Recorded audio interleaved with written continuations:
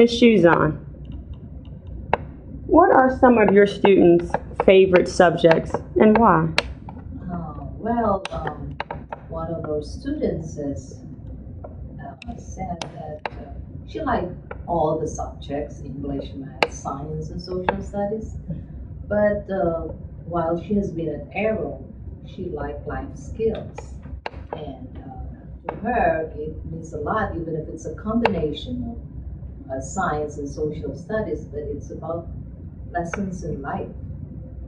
And with that, she has been able to also try to control her anger and try to focus on things that are not so important. That's awesome. More highlights from the Type 3 program. Okay, this is my role model student board. I chose this incentive because I have 10 boys that all love attention, and they will get it negatively and positively. So what I wanted to do was recognize the ones that were willing to change their way of thinking and do it positively. So the idea was they had to complete all of their assignments, no foul language, and class participation for the entire week.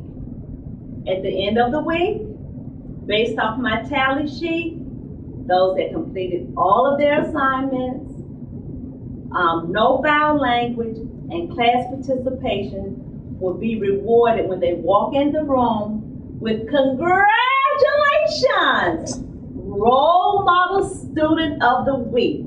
And here they are that were given the incentives: Thomas, Amani, Hugh, Singway, and Antonio.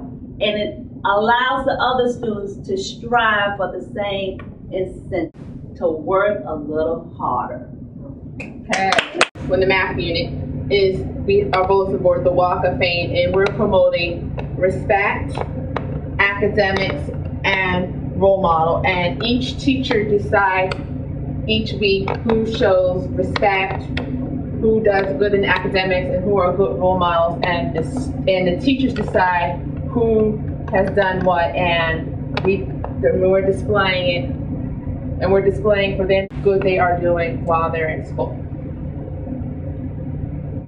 But we had a video that we want you to watch that kind of shows how we work as a team.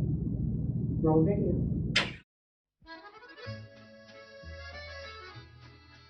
Once upon a time, a turtle and a rabbit had an argument about who was faster. They decided to settle the argument with a race. The turtle and the rabbit both agreed on a route and started off the race. The rabbit shot ahead and ran briskly for some time. Then, seeing he was far ahead of the turtle, he thought he'd sit under a tree for some time and relax before continuing the race. He sat under the tree and soon fell asleep. The turtle, plodding on, overtook him and soon finished the race, emerging as the undisputed champ. The rabbit woke up and realized that he'd lost the race. The moral of the story is that slow and steady wins the race. This is the version of the story that we've all grown up with. But our version of the story continues. The rabbit was disappointed at losing the race, and he did some thinking. He realized that he'd lost the race only because he had been overconfident, careless, and lax. If he had not taken things for granted, there's no way the turtle could have beaten him. So, he challenged the turtle to another race. The turtle agreed.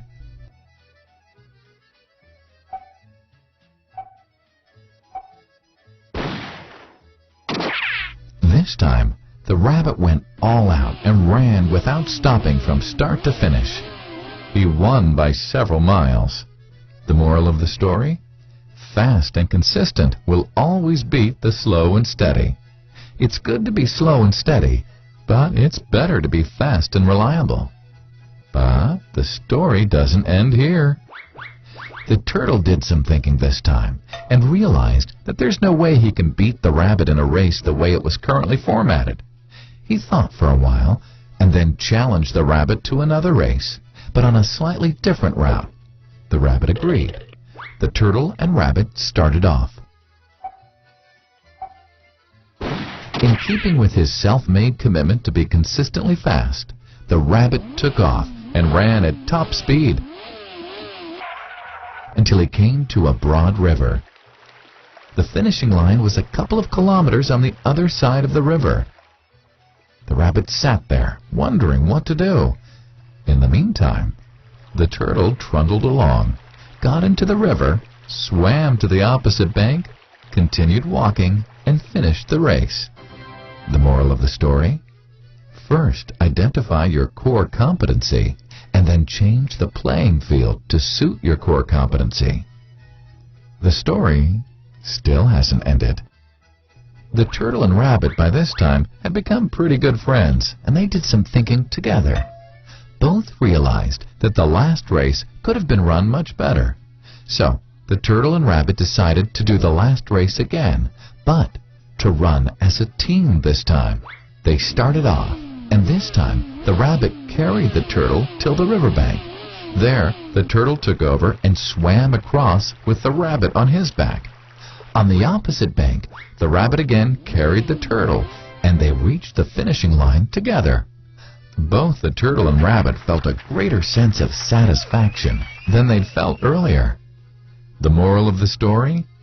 It's good to be individually brilliant and to have strong core competencies. But unless you're able to work in a team and harness each other's core competencies, you'll always perform below par, because there will always be situations at which you'll do poorly and someone else does well. Teamwork is mainly about situational leadership, letting the person with the relevant core competency for a situation take leadership.